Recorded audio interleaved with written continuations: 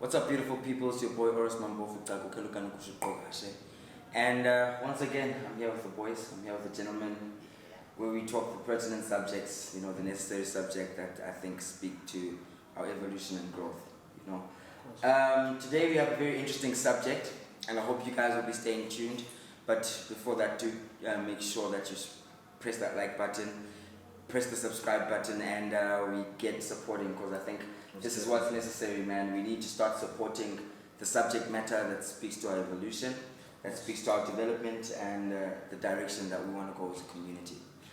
But today we're talking about success. We're talking about the recipe of success. But I think what's most important, and it's something I want us to touch on, gents, to kind of like get a bit of an understanding as what your viewpoint is. Sure. But what do you think the systematic problem is in our society when we're talking about the reason why we're not successful? Because when we look at the likes of other cultures, we kind of touched on this a bit on the last podcast, but we spoke about the fact that Ghana and China, these people were democratically emancipated in the same year, right?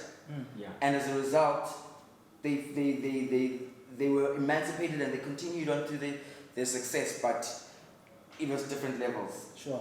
What kind of causes that? Why is it that when we kind of go through the challenges and the issues that we go through, that other cultures go through as well, that we find ourselves in different positions? Where do you think the problem begins? This guy, I think this is Stephen R. Covey, said something like, if you see a common problem, it is rather not the individual that is probably at fault, there's a system that's at play, you know what I mean? And I think maybe it's very good to understand on a systematic perspective what is the issue. And obviously the systematic, we might not be talking about institutionalized oppression, if you will. And let's talk about maybe things that we would know like basic culture, I think. But do you think it started with institutionalized oppression? Like, do you feel like there's a problem that began underneath that was created or manufactured that we kind of perpetuated after the emancipation that we went through and kind of like? That's a very deep question. Yeah. Is it system? Was it institutionalized first, then cultural, or was it cultural first, then Institutionalized. I think we can't run away from the idea that, okay, we do have a history that's kind of counter success. When you look at our history when it comes to slavery and all these different things, and the duration of what we went through, we can't put that aside and say, okay, we are the same like other cultures. Our Holocaust was much longer than any other Holocaust that ever existed on the face of the earth. So yeah, definitely I would say it was systematic, because it was a group of people that were oppressed, and that obviously trickles down over time. When you look at how black people are dealing with these things, like being able to work together and be decisive as a community. You understand what I'm saying? So definitely I would say it was systematic in my personal view. Sure. And then obviously the cultural aspect comes in, because culture is when two or three people come into one group and they think in a certain way based on environment. Sure. People wear dresses because it's hot when they're in the Middle East. Yeah. It's not because they decide to wear that, it's the conditions that create people to think in that particular way. So definitely I would say it was systematic, and then that systematic, I would say, circumstance created the culture that, that we kind of live under now, that we say, oh, okay, I'm pants. Sure. Sort of a thing. So definitely we can't run away from that truth. But then do you think it's healthy for us? Because now obviously when it comes to solution, you know what I mean? It's like, because this is my perspective. Even though it starts institutionally or it starts systematically, but the correction of it has to happen on an individual level. It has to, because we need to first of all identify. Because again, if you look at the kind of reasons we give to our lack of success, as well as apartheid, or whatever the case may be, whatever social circumstances historically so that existed, the problem about saying something is systematic is that it releases the individual from accountability. How are you today? Because the thing is, if we can ask this systematically, you know what I mean? Because true, it did happen. We were historically oppressed. But how does that reality impact you today? But let me play devil's advocate. Sure. Yeah, Let me play devil's advocate. How can we cure? How can we remedy something that we don't know the true depth of? Do you understand what I'm saying? Yes, if we don't go to the depths, like for example, let's say I was traumatized by a certain, I would say maybe a car accident or whatever it was, and I wake up every day and I've got this PTSD. But I'm saying the reason why I've got PTSD maybe because I had an argument with you yesterday. I'm not going to the point to the root, root, the cause. To the cause of it. So as much as we say we want to move forward and look, but we need to know exactly what we're working on. What are we fixing? Yeah. Yes, we are. Why is it that black people can't work together? Why is it that it's so difficult, like for the Muslims, that they can come and say we've got a national agenda, we're trying to create doctors, but black people can't come together and have that mindset of saying we are doing this as a unit? Is it because we all have maybe a certain, like, you know, that movie Django, Leonardo DiCaprio says that there's a certain part of the brain that we have here, and that's why black people think that way. No, that's not true. That's not true. It's the conditions. But the conditions are created by circumstance. But the question is, what is the circumstance that created it? When we get to that, and then we can then move gradually and say, okay, this is what the type of therapy that black people need. And I think it goes back to, I think there's something that you touched on when you spoke last, and you were pretty much saying that what slaves would be put, the type of situation that slaves would be put in, is that when they would save a slave, they would save them one at a time. So what do you want to explain a little bit of that? Yeah, look, obviously the one at a time policy, where we were a slave, where we will only free a slave 1% at a time. So as a consequence, even though we were all in the same mess, we were all oppressed equal, all of that, but you being set free highlights my imprisonment. You know what I mean? So as a consequence, I cannot celebrate you being free because it should have been me. And so probably that has perpetuated itself in our current culture as it were. But here's the deal. In the particular sort of scenario you painted, when the pain, unless the pain of your lack of success is strong enough, one would not be driven to a place where they want to remedy themselves from it. And so, as I said, it always starts from the individual. Unless the problem is hard enough on you, we start thinking about solutions when the pain today is so much. So until it becomes painful enough, it's easy to pay the problem forward. Yes. But when it might happen when it's hard on you today, you know what I mean? Then the question is, what do I need to do first? And it's about finding the next step. What is the next best step that I can take today? The systematic problem, it might be there today. Might or might not. We don't know. But we know there was historically something systematic. But what can I do today? You know what I mean? And MK, if you think about your life right now, where you are at, and there are people born in the same situation that you were born in, but did not turn out the way you have. There are certain steps that you have decided to take on an individual, daily basis to ensure that you're now living a life that you can look back and like, I'm bra. You know what I mean? And it does that should not obviously cause you to become to think you're better than other people. Than the next. But it's symbolic of the kind of the reality that your one step today could be a consequence of 1,000 steps next year or next week, whatever the case be. Okay, I hear you guys, but the question stands, what is the systematic problem? We're saying that we have a lot of problems, but we're not saying what our problems are in the system, as a community, as a people. What is our issue? Why do films like, why in South Africa do we struggle with time? What is this African time thing? Yeah. Like, I think it's just, obviously it's something we always try to take lightly, but what's going on there, guys? Like, and then number two, like, what is our issue with, Western as a course? Hands of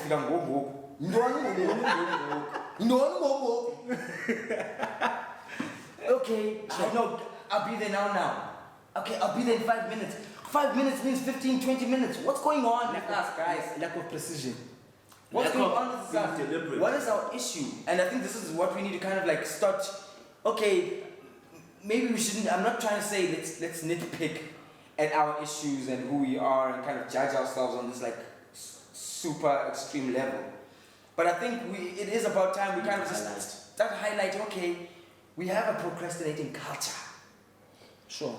That maybe when you do it for imitato, nemigidi, nenkonzo, and all of these things, wait, I was supposed to start at 8, Yeah. and then it started at half 9. African time. You know, what does that actually mean about how that impacts the progress in our day-to-day life when we want to pursue things? The promises we keep to our loved ones. The ambitions that we set out for. Because, you know, everything begins in small, but it reflects in the macro. Everything becomes big, and it reflects in the micro. Sure. You get what I'm saying? Sure. Nothing is disconnected. Everything is connected in one way or another. So 100%. the question stands, does us laughing about these small things, does us laughing about these small things not interfere and impact the bigger things? And guys, I need you to, because now African problem, I mean African time problem, it's not a procrastinating problem. What is it? Every church, like it's only recently now that time has become something that's very, but Sakula Tina, I'll go to a 9, in actual fact to a 10. Yeah. I was at Even when you go to an event, you know I don't arrive too early. exactly. I was at a function yesterday, but the function Yamandi, ne? We got there, safika late. Safika late, safika to high. Says too late, says 10 high. Says so say Nikki, I can try to you get what I'm saying? Tina, we're so used and then we still relax. You know, if we're 30 minutes late, you're still on time. If we're an hour late, you're still on time. I think it's a self-image thing. If I learn about it's just black people, and then a white person comes in the room, and the treatment that a white person gets when they come into the room, it's that thing that's subliminal that you know that you've got this thing of you respect this person more than the next black person that will walk into the room. I don't know if you get it. It's a very subtle thing because we overlook it.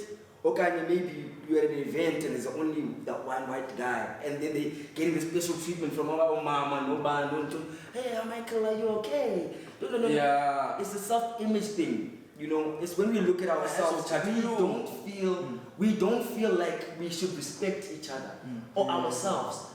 You go to an event, and if it's a group of black people and that don't respect each other, are you really gonna expect them to come on time?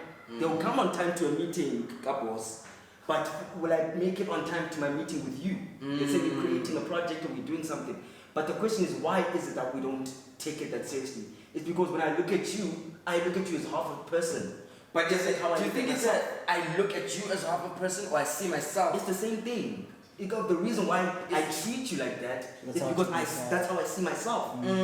So it's connected. It's a connected thing. It's a destructive, negative self-image of ourselves. You know, like, sorry to cut you off, brother. I was thinking about this. It's about, you know, the story you tell yourself is the most important thing. Think about every revolution starts with a story. Look at what if you want a group of people to act in a particular way. The best way to perpetuate that particular level of way of thinking, tell a story, and then keep the same story over and over.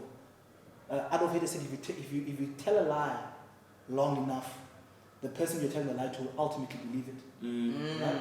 So the reality of it is that, first of all, whatever oppression that took place on a systematic or even micro level, it started with a story. When the Americans, yes, it's a narrative. Why do you think Americans think they are the greatest? It's because that's the story they were told, that they are the greatest. That is why Americans, when they come to Africa, you understand? Because I'm an American. You know, so it starts by the story. Go to Dubai. The story they're telling to the people, the things people are seeing every single day. It's this reaffirming the story. It's a story. When you talk about the black man, and let's talk about the story of a black man, where does it start? Oppression, slavery.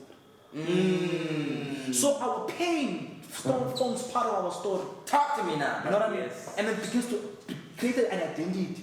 So therefore, as a black person living in a state, that is why we relate to black pain so much. See a white person begging, there's something wrong about it. But see a black person, you understand? Oh, to Suzanne, you Yeah. feel empathy. Exactly. You feel empathy, Because but our people we're so used to it that no. Yeah, because remember the white story. I was supposed to buy in according to the white story. Story, he's the boss. In fact, when I play good, when I have good money, I'm a white person. You know, that's how society.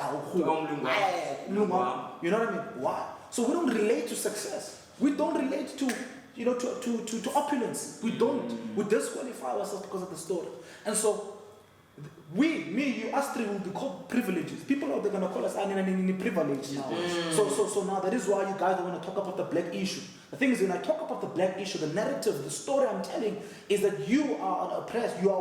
Now, if you tell me that every single day, that's what I'm going to believe about myself. So on top of that, we're talking about story, right? Sure. What is the necessity?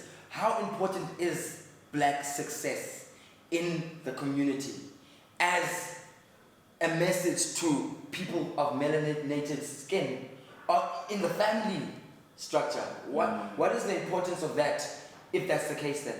Brother, can I quickly? I want to share something that you guys know. There's a guy called Septimus Severus. Now, a lot of us don't know the story. Septimus Severus was a Roman Empire bro. An African guy. No one knows that. But remember, the Roman Empire was the most powerful empire that almost existed throughout the world. Yeah. This guy, and nobody talks about this. If you go to London, he built the structure of what London is to help them from their enemies. So he was known, and they built a structure, but they obviously painted it white.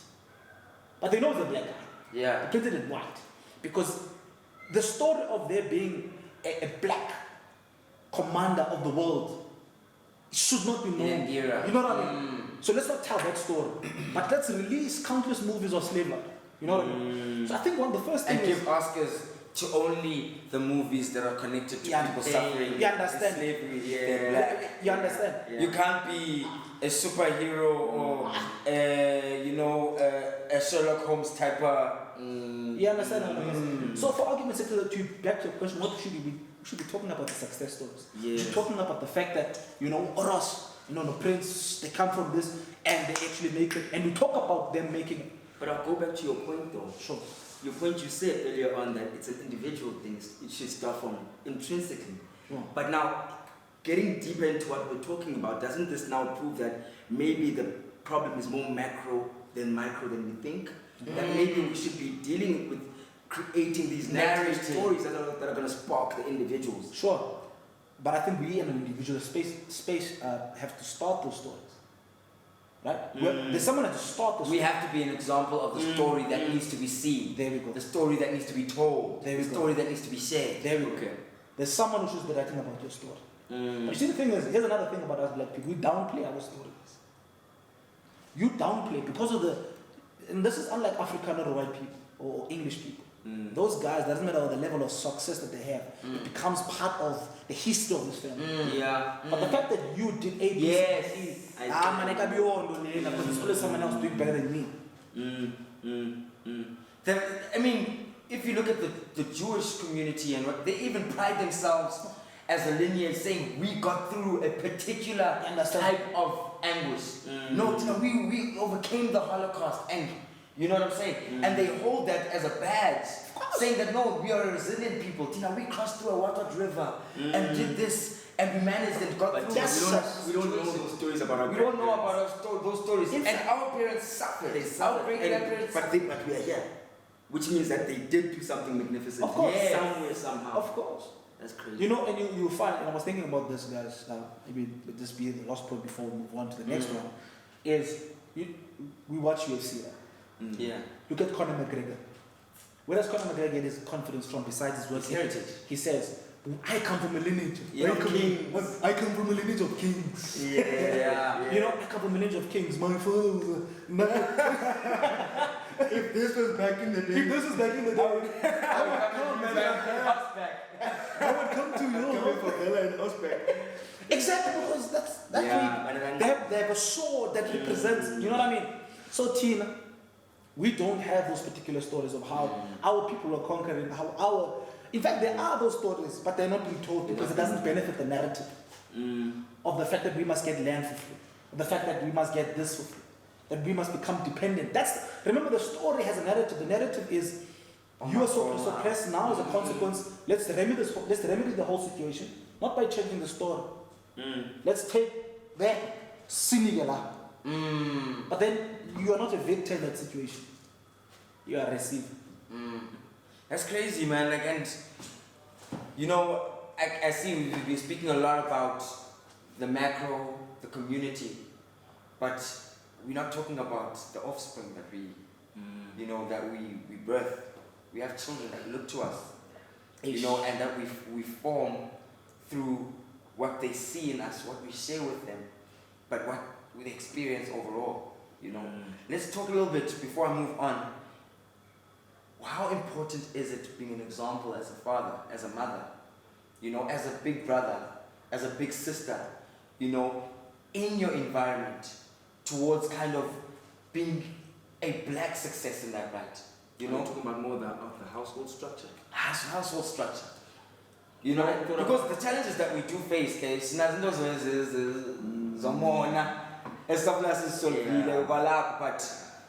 but overall, I think black men need to stand up. Immediately when you spoke about that, a song came to my mind. I'm a survivor, I'm on a reason. When you think back to that era, the woman was taken and was empowered because the man didn't take their position in society and in household and in families. So women had to survive. but also the narrative that was sold was that a woman doesn't need the man. Because they were put in a position, in a condition where they would grow up in the Bronx or whatever, and the father either is deadbeat or is in jail or something, so he's not there, he's not present. So the only option was really to be like, okay, let's empower the woman and put her in a place where she doesn't need to have the man. But we know how that affects the children, how it affects society. It's never positive. So men need to take responsibility, stand up, and once we take our position, I think a lot of things things will balance out and will fall into place when it comes to our children, when it comes to our sisters, when it comes to our wives and so forth. There's a lot of, I would say, I don't know, going back to this whole systematic thing, if it was a systematic thing to kind of to kind of break down the man. Yeah, I think that, Yes. Ultimately, to break down the man to the point where he became an inadequate part of the puzzle when it comes to the black family. But now we see the effects of that. As much as it's beautiful in terms of empowering our sisters and so forth, but it's destructive on a level, because there is no, as strong as the right hand can be, if you don't have a left hand, you still feel that you're missing a left hand. You're missing a left hand. So what you're basically saying is that destroy the black family or destroy the family. There's a scriptural verse that says, you know, if you want to take over a house, take out the strong man. And to destroy the family and to destroy stories, success stories about the man of the man, and his play, and therefore there's no replication of success. Think about the Tyler Perry movies. Think about all these movies that we watch. The black man is always the villain. And it goes back to the stories that we're telling. We're not telling. We need to get to this point where we can be proud of the man in the home. You know, I think if you go to a Muslim home, or if you go, the father is a respected piece of the puzzle. Almost like, if the father's not here, we can't start eating. We can't have. Do you understand what I'm saying? There's a big problem. So I think, in my view, when we take it down to the micro household aspect of how we can get back to being, I would say, mending a lot of the things that keep us from success, we need the black man in his position again. You know, also, like, I'm thinking about this, and guys, I'm gonna share, because you asked the question of how success how success permeates and perpetuates itself through a family system. Yes. Guys, I didn't know this about you two guys. I was watching a series, started Kings of Joburg. Yes. And this lady there, and this lady's killing her. I'm like, yes, this lady. Who's this lady? And then my brother tells me, no, his sister got Ross. Yeah. And I'm gonna ask you guys, who went into acting first? Them, she, or you? She went into acting first. And what did that do to you in terms of possibility? Yeah, it definitely Yes, sparked something. no, without a doubt. Definitely Okay. sparked. Without a doubt. You know what I mean? Without a doubt, definitely. You know what I mean? When you know what I mean? So, like with you as well, like when you started seeing people, and I love the fact that you guys did not become big in the same industry. Yes. You too, especially. You now obviously more in commerce, business, and all of that particular element. But seeing your sister go before you and it do something, it also creates this thing of, Influences. you know what I mean? Yes. There's a So- big role. Especially as an older sister, now imagine the father figure. 100%. I'll make an example with in network Sure. marketing. Sure. Prof brought it into the. All of a sudden, I remember we were at the family Yeah. gathering back in, was it 2010 or 2015? No, it was like 2010, 2012. In Tat.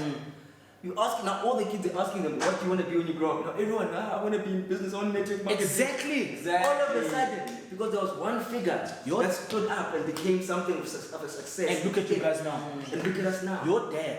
Your dad gave you guys permission to believe. To believe we can. And that's what, and so that's why we normally say success is a responsibility, especially if we don't come from a history of success. It's a responsibility. So when you become successful, you give permission for others to become successful. The story of David and Goliath, many people think it's about between those guys. You know, it does not. The fight was never between David and Goliath. It was about the nation where David belonged and the nation that Goliath belonged. It was the fight between two countries, the Israelites versus the Philistines. And the deal was, if you lose against Goliath, you're going to become slave. And but this is a story that is going to leave up to Exactly. narrative. Exactly. If David had lost, the whole nation was going to become slaves to the country to which Goliath belonged to. You know what I mean? Obliged to Stakes. so obligation. the stakes. Exactly. Look at the stakes. And so that is why the story does not end at Goliath, at David cutting off the head of Goliath. The story ends that now the Israelites We ruled. went over to take over the nation of the Philistines. That's what the story ends. When you succeed, That's deep. That's too deep. when you succeed, my man, it's different. And this is why we undermine. Hey guys, we're gonna need to extend So a it bit. goes We're gonna need back to to extend. so, a bit. yeah. But what you're saying is that is what is so powerful for me is that we don't realize the impact of what success means for us. The fact that we are literally going to be changing the course of our bloodline. Changing the course of our family tree, changing the course of the direction that will speak to what our children, our children's children, our children's children's children Telling you, brother. will be. Telling you, bro. One man is You becoming successful is changing the course of everything 100%. for your bloodline. 100%. And can maybe when you look at the conditions, you'll probably find that maybe it's these scenarios where our stories weren't told and all these things that created the scenario where now we are afraid to make these moves that we want to make. You know? And think about it, guys. So these people going around talking about lies and Twitter, Black Twitter. I wish they knew that they were not attacking the individual. They are attaching the story. They are attacking the story. And number two, they are also attacking the lineage. Yes. And so, what they're doing too, when they're attacking Oros or they're attacking Prince online and without actively trying to scrutinize the reality of the truth or whatever it is, without knowing you guys, the reality of it is that they're basically attacking Omapov, not just Awakapoy, Namazoza. You know what I mean? And it's not a white person doing that. And the bloodline. You know what I mean? And the work that, it's like all the things that your dad tried to do, all the things that you guys tried to do to build this name that probably previously meant nothing and now it's now starting to mean something and then all of a sudden Umunyu Mdomnyama looks at you, sees something to pull down. We don't realize what we're warfare. doing. It's warfare. And Tina, we've spent our time making entertainment of something that is actually the main currency of the world. Because right now they say that the real currency is no longer oil. It's attention. Attention. So now once you utilize that attention and you use it to bring down a people, that currency to bring down a certain people, what you're doing is beyond comprehension in terms of leaving a story and a narrative that will impact the culture, not the people. Yeah, Culture. the culture, bro. Because those people perpetuating an attack don't know what they're doing to themselves. Because whoever, we need you to succeed. You know, even the sister who's on Twitter right now writing something bad about a guy, you know, whether by truth or whatever the case may be. Maybe it's okay. Maybe the lies. They talk about the lies. You don't know that your son is looking there. Nyana Kuchongi is watching, looking for a role model. And so for every role model that seems to emerge that is black, that you're killing. It's so funny. Just before we go to the next one, to the next topic, I'm gonna let you touch on 2 minutes to our conversation, guys.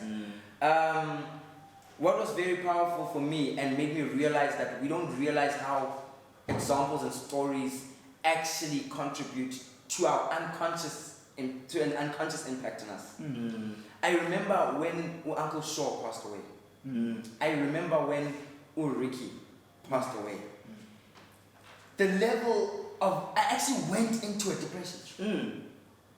Guys, this is not something I've experienced with people that I can say are close, like uncles, aunts, church associates, you know? And I asked myself, what is it that was so impactful and that kind of impacted me in such a heavy way?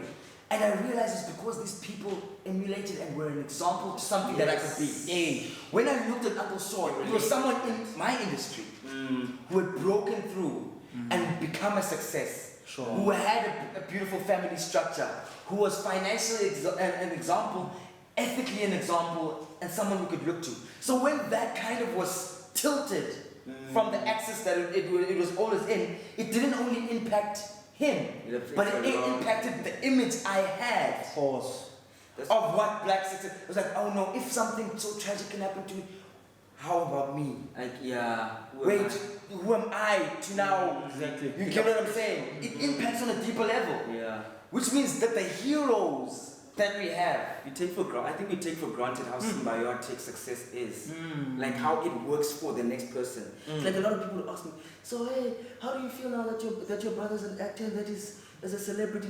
And in my mind, I'm like, do you not understand that my business is at the level of success because he was successful? Do you understand? Yes. As I could be as good as I can be, right? And I can take my skill set to whatever level. But you don't understand that the fact that your face and my face is alike, now I can take my skill set and also have exposure. Do you get what I'm saying? Exactly. So we don't understand how and actually one person's success will always trickle to the next person. One way or the other. Otherwise, there's no success. But people need to understand and customize and be comfortable with that, and not run away from it and be competitive against it. And say, okay, one person now is succeeding. What you did is going to affect your brother. It's going to affect whether they accept it or not, whether they're comfortable with it or not. But the day that you thrive and become something amazing is going to. Just be happy about it. Hey, I want to talk about exactly. And you're okay with it, and you must be accustomed to it. I need to add something that is so powerful. I was actually watching an anime. There's a new season of it's a War of the Gods, where the gods fight against the humans, and it's like this war, and whoever wins against the other will take over, pretty much reality or whatever, right? There's this moment where they have to find the best gods to fight and represent them. And then this god of war gets Hercules to fight for him. But at some point, this guy says, back then, Hercules and I were the same level. But after that, ever since, Hercules has gone on to become stronger and stronger and stronger. One of the gods says, how do you manage being the god of war and watching Hercules being so great? Uti, none of that matters. I am so proud of this guy. You know what I'm saying? And he speaks with his mindset from a position of, I'm proud of the position that he's in and how much he's been able to go one level to the next level and to the next level. And it made me realize that there's something about this guy's viewpoint, despite the fact that other people can look to him and say, no, you should have been the greatest. His viewpoint is not even looking at that. He's looking at the fact that this is someone that he got into a position and he's watching and marveling at how great that this person can become and where his potential can lie. You're making me want to watch that now. Yo, me too, I want to watch it. I'm like, this is so amazing. And it's an animation, but the way that he positions it makes you realize that we are looking at things. We've been trained. That's how people should. We've been taught to look at things from a position of limitation and envy. When we should look at things from a position of access, of abundance, Yes. and pride in each other to realize, and that's where we can find that this guy is It's like when you look at an area, right? How do you know an area is going up in value? If one person renovates their house, the next person is going to influence the next person. So if your neighbor is painting his house and revamping, You understand? be happy. Yes, you'll get your turn to revamp. But just be happy for now, the fact that if he's painting his house, the value of this area is going up. Yes. So I'm benefiting for the fact that someone is thriving and growing. Yes. But we don't want to take that perspective. Instead, I want to look and be like, hey, maybe we are painter, he's cleaning, he's doing this and that. I'm not doing mine. Me, I'm not. And you see competition in something that is benefiting you. Can you It's extend not the value of ufaka umyenaki? Hey, Bolo, Just give an example, and I think maybe I was thinking about. and this. guys, just so Yeah. it's very clear, we're not gonna have enough time Yeah. to tap into All- the actual elements of success. But I'd like us to have a second segment Of course. of the same 100%. of the same podcast where we touch into that, 100%. so that we can allow us to close off this one nicely and I be think satisfied. I think definitely we'll be doing that. I was having a conversation with my younger brother. I was like, I remember this time I'm entering the working place, and at the same time I've sort of wanted to grow this deep desire for politics, because for some reason I was made to feel that I was privileged to be in the position I was. Privileged in the sense that almost like I can't speak my mind. As an oppressed. And I said I benefited. And I said I benefited because I went to a white school. I did not have to grow up in the township, like at the later stage of my life. And I was made to feel a bit guilty about this. I had this assumed guilt. But no, I cannot say that we as black people should wake up, because you understand. But then forgetting that my mom and my dad stayed in the sheep. They had the sacrifice they had to make. My mom had to work since the age of 15. My mom worked so hard that I did not have to go to the township. And so now another black person will come and tell me, "Good now, when are you privileged?" Feel guilty about. I feel guilty about this thing. No, my mother sacrificed. You know what I mean? So it's the same thing now with us now. We have opportunity. You know what I mean? And you making sacrifices, we all making sacrifices, but someone out there is not making a sacrifice. But the story that they can always tell, what Nanamba Unzi. You understand? You know what I mean? You understand what I'm saying?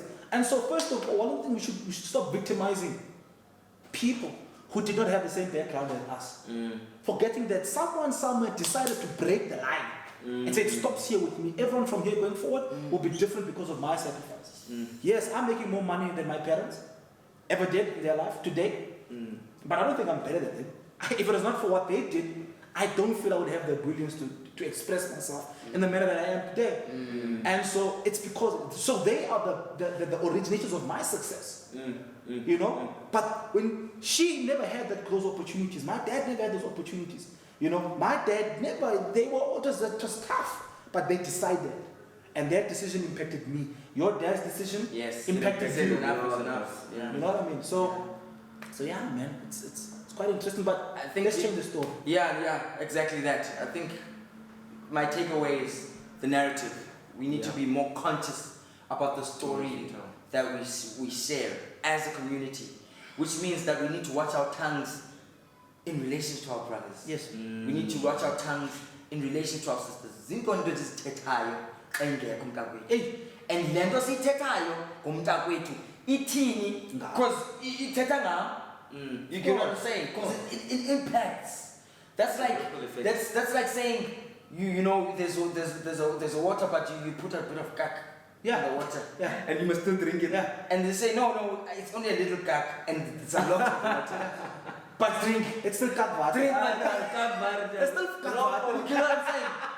We don't realize that it's a small impact.